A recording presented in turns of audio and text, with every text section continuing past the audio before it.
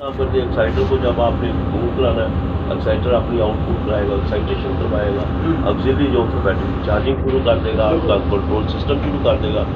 Actually dynamic break में होता क्या है, डायनेमिक ब्रेक में आप मतलब कि यहाँ तो बहुत ज़्यादा स्पीड पे जा रहे हो, ठीक है, आपकी इसको आइडल की आपकी मूवमेंट चल रही है, आपकी मोटरें घूम रही हैं।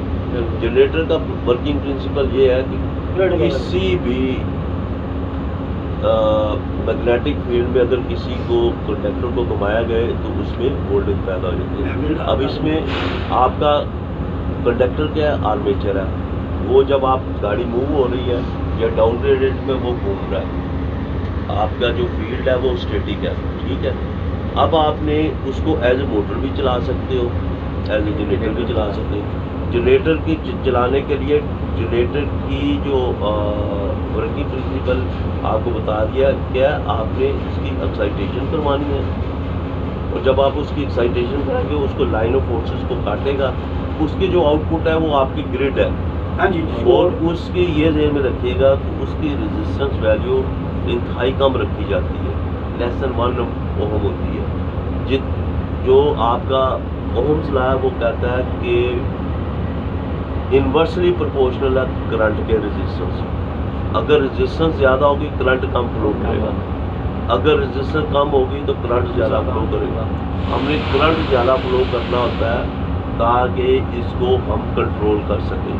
अब जब करंट ज़्यादा फ्लो करेगा तो क्या होगा, तो वो जो मोटरें एज ए जनरेटर काम कर रही हैं उसके ऊपर लोड पड़ेगा। वो मैग्नेट उस वक्त आपका जो मेन अल्टरनेटर होता है ना, मेन अल्टरनेटर वो एज ए एक्साइटर काम कर रहा होता है। वो जो आपकी मोटर है ना 6 की 6, उनको वो एक्साइट कर रहा है, उनकी जो फील्ड है ना उनको वो मैग्नेट बना रहा है।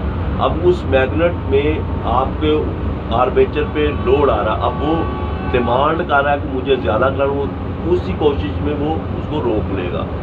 जब उसके ऊपर ज़्यादा, जिस तरह हमारे घरों की मोटरें हैं, आप उसको रोकने की कोशिश करते हो तो क्या होता है कि आपका ज़्यादा करंट ड्रा करता है और मोटर जो होती है वो कम घूमती है।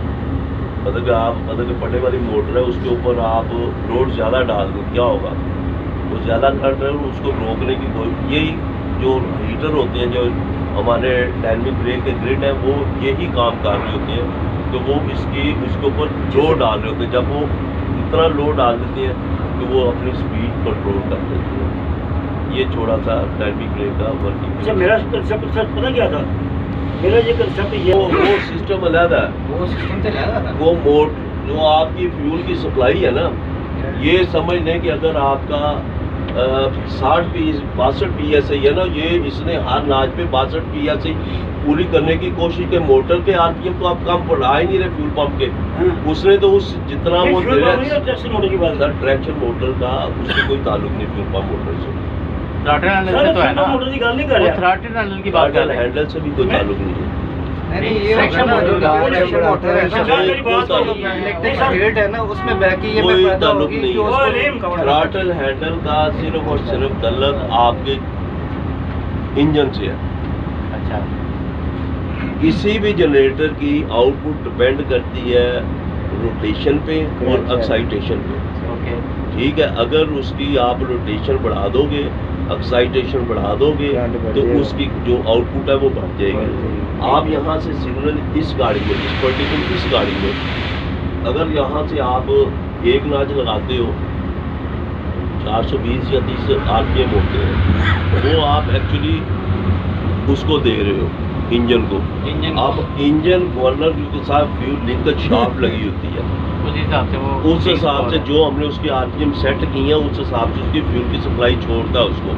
उसमें रैक होते हैं बकायदा, फर्ज करें कि एक नाच में 6 रैक हैं, 2 पे 8 हैं और इसी तरह 3 पे 10, इसी तरह ग्रेजुअली बढ़ते हैं। हाँ जी, वो एक्चुअली आप क्या कर रहे हो, आप वो जनरेटर की रोटेशन बढ़ा रहे हो। हाँ जी, जब रोटेशन बढ़ जाएगी तो क्या होगा, जनरेटर ज़्यादा आउटपुट करेगा। अब उसी के ऊपर आप के एक्साइटर भी लगा हुआ है। अब दोनों की उसकी एक्साइटर भी उसी शाफ्ट पे लगा हुआ है। अब उसके भी RPM बढ़े, एक्साइटेशन की बढ़ेगी क्योंकि एक्साइटर बढ़ रहा है। इसी तरह मेन अल्टरनेटर भी मजीद RPM बढ़ रहा है, तो वो आगे जनरेटर का काम है मोटर को चलाना, ठीक है। वो ये है, वो मतलब कि आपका फ्यूल का काम और सिर्फ इंजन के आरपीएम पे है। नहीं मैं सर असल में है कि जब डायनेमिक ब्रेक में आप चले जाते हैं उस वक्त आपकी मोटरें एज ए जनरेटर काम करती है रेजिस्टेंस पैदा करना शुरू और कर देती रेजिस्टेंस नहीं पैदा करती। ऊपर उनकी जो आउटपुट के ऊपर ग्रिड रजिस्टर लगे होते हैं, वो जो उसकी कंजम्पशन है वो बजाय मोटरों उस वक्त जनरेटर है वो सारी कंजम्पशन उन ग्रिडों को जाती है। ग्रिड में तो ठंडा ग्रिड कर वो देगी ना, नहीं, ग्रिड ठंडा करने ठंडा नहीं कर देना ना ग्रिड ठंडा नहीं, वो एज ए हीटर है। हीटर है, हीटर उसके जो नीचे पावर लगा जा हुआ रही है मोटर में इसको ठंडा करने लाया है नहीं, वायरिंग नहीं, को। वो ब्लोअर है, वो ब्लोअर है, वो ट्रैक्शन मोटर ब्लोअर है। वो ग्रिड ब्लोअर जो से है ना, वो ग्रिड ब्लोअर लगे हुए हैं कि जो हीट जनरेट हो रही है ना आपके ग्रिड रजिस्टर पैनल पे, उसको फौरी तौर पे वो ख़त्म करें। अगर आपका 1 सेकंड के लिए भी ग्रिड ब्लोअर बंद हो गया, वहाँ पे हीट मौजूद रह गई, आपके ग्रिड ब्लोअर उड़ जाएंगे और आपकी डायनेमिक ब्रेक खत्म हो जाएगी। थोड़ा सा फिर मैं ना हाँ। वो एंटी है, अच्छा वो आप उसको उस सेंस में एंटी कह सकते हो, लेकिन वर्किंग प्रिंसिपल वही है जो मैंने आपको बता दिया।